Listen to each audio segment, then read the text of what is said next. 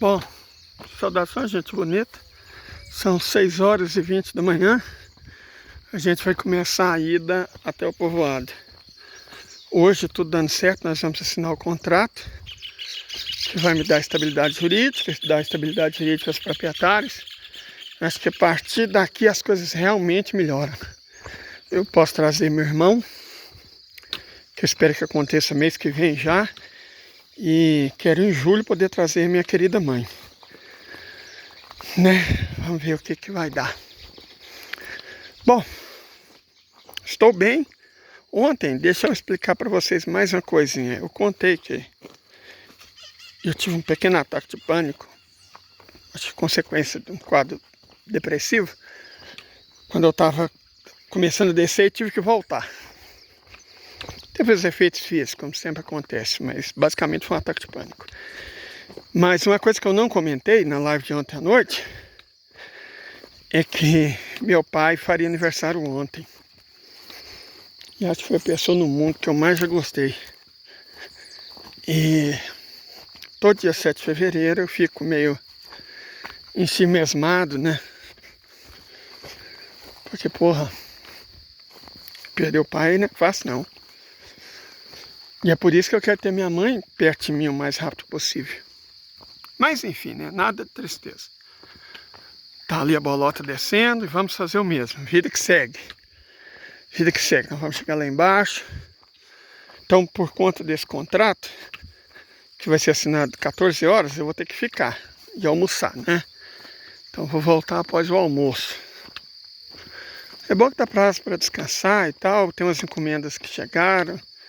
Parece que eu ganhei uns presentinhos. Estou até levando minha mochila nas costas para trazer tudo. E se sobrar espaço, eu quero ver se eu arrumo uns garfos. Eu tô sem garfo lá em cima, aqui em cima, né? Quero ver se eu compro uns 2 ou 3. E acho que é só, eu tô até bem de mantimento. Na verdade, né? Se eu achar umas bolachas, fica melhor ainda. Então, se couber, né? Eu não sei o tamanho das coisas que eu vou ter que trazer, mas acho que nem que seja uma sacolinha à parte, eu tenho que trazer umas bolachas. Né? Umas verduras diferentes, quem sabe. Vamos ver. De toda forma, eu tô tranquilo e as coisas vão ficar bem. Estamos iniciando uma descida sem pressa, num dia bonito. Não ameaça a chuva, que é sempre nosso maior adversário. Certo? Então, como é que eu sei, gente? A chuva sempre vem lá de cima, ela nunca vem de baixo. Vem do lado esquerdo, nunca do lado direito. Então, a quantidade de nuvens que tem ali não influencia. Que não é dessa região que vem a chuva. É do lado oposto. Então, tranquilo. Tá suave. Deixa eu comentar uma coisa com vocês agora. Vamos falar um pouco de geopolítica. Pessoas, ontem, dentro dessa rotina de absurdos, não que eu esteja lamentando, eu não estou lamentando. Certo, de verdade, eu não estou lamentando. Eu acho é pouco. Mas dessa rotina de absurdo que se tornou a administração do Doni e o governo dos Estados Unidos da América, ontem aconteceu um que, sinceramente, nem os mais otimistas a respeito do fim, né, do tal baile dos vampiros, podia esperar. O Musk, a eminência parte da administração Donald, ele anunciou que, bom, vai cortar o subsídio que ele dá a cientistas e pesquisadores através das universidades norte-americanas, que hoje fica entre 70% e 85%, vai cortar para 15%. Cara, se já estava duro para a ciência dos Estados Unidos, agora vai terminar de lascar de vez. Porque muita gente só estuda nos Estados Unidos, a mais carreira de ciência, que não dá dinheiro, só estuda por causa das bolsas. E muita gente vai para os Estados Unidos estudar, levar o cérebro que formou no Brasil, nas Filipinas, na Índia, na China, no mundo inteiro, porque ganha bolsa. os Estados Unidos pagam para roubar cérebros alheios, né, de outros países. E agora isso vai acabar, porque a subvenção com a qual as universidades americanas faziam isso acabou, né? Era de até 5/6, e aí a universidade tinha que cobrir apenas 1/6. Agora vai partir para 1/6, menos de 1/6, porque 1/6 é 16,67%, né? Então, na prática, o Elon Musk matou a pesquisa universitária, pesquisa acadêmica, pesquisa científica nos Estados Unidos da América. Porque americano mesmo não forma em matemática, em ciência. Não forma. Eles não têm ciência de base. Então, com decisivo apoio de Elon Musk, ontem Donald Trump matou a ciência dos Estados Unidos. Vamos explicar direito como é que as coisas funcionam nesse aspecto. Os Estados Unidos são uma nação capitalista que vem praticando um capitalismo selvagem, individualista. Capitalismo onde as pessoas concorrem e não cooperam, onde as pessoas são egoístas e não solidárias. Na sua forma mais brutal, ele já está na 4ª geração. Então, um norte-americano típico, urbano, não sabe o que é ser solidário, o que é cooperar, não tem noção disso. Isso faz com que os ricos se dediquem a... E ricos são aqueles que tiveram as melhores condições de educação, né? Os ricos se dediquem a ganhar dinheiro, a carreiras que dão dinheiro, por mais inúteis que elas sejam. Economista, administrador de empresa, direito, carreiras inúteis, certo? E eles são nessas para ganhar dinheiro. Quem faz matemática, quem faz ciência, são os pobres. Tanto porque ele solta opção, e aí ganhar a bolsa é um incentivo, quanto porque, de um modo geral, os pobres têm uma existência muito mais solidária, cooperativa e comunitária. Um rico sobrevive tranquilamente isolado do resto. Ele pode se dar o luxo de ser egoísta, egocêntrico, ególatra. Mas um pobre não. A sobrevivência de um pobre depende muito dos laços de solidariedade da família, da comunidade, certo? As chances de uma pessoa pobre vão depender enormemente do sacrifício de pai, de mãe, da família inteira, da comunidade, da vizinhança. E isso é especialmente decisivo no caso da ciência e do esporte. Eu não sei se você se lembra desses Jogos Olímpicos que teve ano passado, né, de Paris, quando um paquistanês ganhou a medalha de ouro, a primeira do Paquistão em muitos anos. E a gente foi ver a história do paquistanês. Era pobre que nem um jacu. Mas a vila, que é uma cidadezinha pequena dele, se uniu. Então, cada um tirava um pouco da goela no próprio prato e ajudava o paquistanês do jeito que podia. A comunidade inteira fechou, falou, cara, esse moço tem talento. No Paquistão não existe programa de incentivo ao esporte, como no Brasil, né? É cada um por si e Allah contra todos. Então, a comunidade, a pequena vila, se fechou. Todo mundo ajudava do jeito que podia. E ele conseguiu treinar, graças a isso ele conseguiu competir. E aí ele foi ganhando patrocínios locais, regionais no máximo. Foi indo para as competições, foi vencendo. E conseguiu o índice olímpico. A comunidade juntou. Deve ter feito rifa, deve ter feito escambau. Mas conseguiu levá-lo para as Olimpíadas, onde ele ganhou a medalha de ouro. Uau! Né? O Brasil já foi assim. A primeira Olimpíada que eu lembro de ter visto foi a de Los Angeles. Era criancinha, mas me lembro. Me lembro bem. O Brasil ganhava 1 ou 2 medalhas. E aí era uma festa nacional, igual o Paquistão fez para pro rapaz lá. Então nós começamos a crescer quando o Estado passou a ajudar. Mas mesmo assim, com exceções muito raras, tipo na vela, claro, né? Eventualmente no tênis, no hipismo, que são esportes que exigem um pouco mais de caixa. Golfe também, né? Esporte olímpico, exige capital. Para ser esporte olímpico tem que ser praticado pelo Ocidente. Às vezes esportes praticados por muito mais gente, mas muito mais gente, né? Esportes da Ásia não estão nos Jogos Olímpicos, porque são esportes que os americanos e os europeus não conhecem, então não existe. Apesar de ser praticado por muito mais gente, né? Tem uma série de esportes que é praticado por muito mais gente do que alguns esportes olímpicos. Mas como eles não são comuns no Ocidente, as chamadas potências do Ocidente não podem ganhar medalha. E aí, se fossem praticadas, a quantidade de medalha da Índia, da China e da Rússia só aumentariam. Eles não colocam esse esporte como esportes olímpicos, enfim. Mas o que eu quero discutir é outra coisa.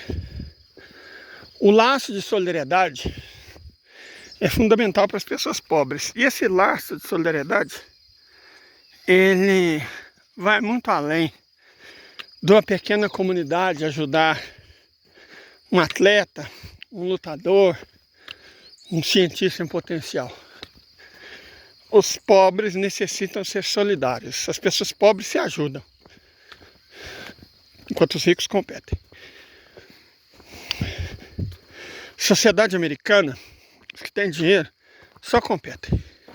É tipo as escolas particulares de São Paulo. Elas brigam para ver quem forma mais pessoas egoístas, inúteis para a sociedade, ególatras, egocêntricas, competitivas e escrotas. É uma disputa para ver quem forma os piores seres humanos. Então, se as bolsas são canceladas, duas coisas acontecem. Os pobres nos Estados Unidos não vão mais estudar. E é um problema para os ricos, porque são os pobres que se tornam cientistas. Eles que se tornam matemáticos. E outra coisa, como os Estados Unidos há muito têm um déficit em ciência e matemática, você pode ver nos últimos Jogos Mundiais de Matemática, a equipe norte-americana é formada só por chinês. Eles importam cérebros de outros países, certo? As universidades lá fornecem bolsa e isso atrai pessoas do mundo inteiro, que embora sejam formadas no Brasil, nas Filipinas, na Argentina, vão render para a sociedade deles nada, só despesa, porque eles vão trabalhar para os Estados Unidos, para o opressor. Enfim, para nós é ruim, mas para eles é bom, que sai muito mais barato pagar bolsa para um cérebro já formado e colher os louros do que formar desde o jardim da infância. Só que agora eles vão perder isso. As pessoas iam para os Estados Unidos por causa da bolsa. Acho que a maioria das pessoas sabe que lá é preconceito, é racismo, é discriminação, é ofensa gratuita. Mas por causa da bolsa, da oportunidade de crescer na ciência, de dar uma vida melhor para os pais, para a esposa, para os filhos, as pessoas vão. E isso agora acabou. Nós já havíamos comentado um fato de que metade dos STEM do mundo, na verdade um pouco mais da metade dos STEM do mundo, que é STEM? Um acrônimo para Science, ciência, né? Tecnologia, engenharia e matemática, das pessoas formadas numa dessas 4 áreas. São chineses. A equipe que desenvolveu o DeepSeek só tinha chineses que estudaram em universidades chinesas. 1/4, na verdade um pouco mais de 1/4, de todos os STEMs do planeta são indianos, formados em universidades indianas. O restante dos 254 países da humanidade, o outro quarto, na verdade menos de 1/4, também está muito mal distribuído. É cerca de 2,5 milhões de pessoas Metade desse 1/4, ou seja, 1/8, são norte-americanos, russos ou iranianos. O Irã é o 5º país do mundo que mais forma extenso. Então, se você tira o percentual dos Estados Unidos, que é cerca de 10%, na verdade menos que isso, 90% da humanidade, dos cientistas, dos tecnólogos, e aí inclui, por exemplo, profissional de tecnologia da informação e inteligência artificial, dos engenheiros e dos matemáticos, são de países outros. Desses 5/6 ou são chineses, ou são indianos, ou são russos, ou são iranianos. Então, os Estados Unidos representam 1/11 dos estados do mundo, e os concorrentes dos Estados Unidos, os principais, Índia, China, Rússia e Irã, representam 5/6. Essa diferença vai aumentar, porque a China nunca investiu tanto em educação, ciência, tecnologia, matemática e engenharia. A Rússia nunca investiu tanto em ciência, tecnologia, matemática e engenharia. O Irã nunca investiu tanto em ciência, tecnologia, matemática e engenharia. E a Índia tampouco. Então, esses 4 países estão investindo cada vez mais. O Brasil é uma piada, né? O Irã forma 300 mil engenheiros, tecnólogos, matemáticos e cientistas por ano, e o Brasil forma uns 70 mil. Apesar do Irã ter só 40% da população brasileira. Enfim. Mas a diferença de potencial de crescimento em ciência, tecnologia, engenharia e matemática a favor dos BRICS, mesmo contando a participação quase nula do Brasil, vai só aumentar. Porque China investe cada vez mais, Índia investe cada vez mais, Irã investe cada vez mais, Rússia investe cada vez mais, e os Estados Unidos, na prática, resolveram parar de investir. Aí o Trump estava falando em passar 500 bilhões de dólares para o tal projeto Stargate. É dinheiro para empresário. Eu compreendo a lógica do Trump. Ele quer passar o dinheiro para os empresários, para gerar lucro. Ele parece acreditar que você desenvolve ciência sem cientista, sem matemático, sem engenheiro, sem tecnólogo. Basta ter bilionários. E eu acredito que o Sr. Donald vai ter uma surpresa muito desagradável em breve. Os Estados Unidos vão ter uma surpresa enorme em breve. Que não basta existir bilionário para roubar ideias, projetos, nome, pesquisa, não. Você precisa de quem produz essas ideias, esses projetos, essas pesquisas. E é isso que os Estados Unidos resolveram abandonar. Eles vão pagar um preço por isso. E muito em breve. Assim como os Estados Unidos hoje estão pagando o preço de ter empresto dinheiro como se não houvesse amanhã,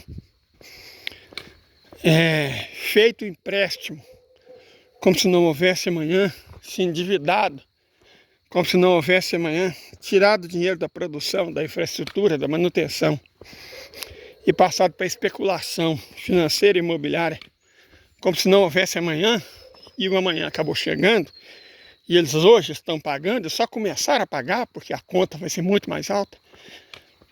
No futuro, caso os Estados Unidos ainda existam, o preço que eles vão pagar pela decisão absurdamente estúpida do Elon Musk e do Donald Trump vai ser muito mais alto do que o que eles vão pagar nos próximos anos por causa das irresponsabilidades do capitalismo predatório.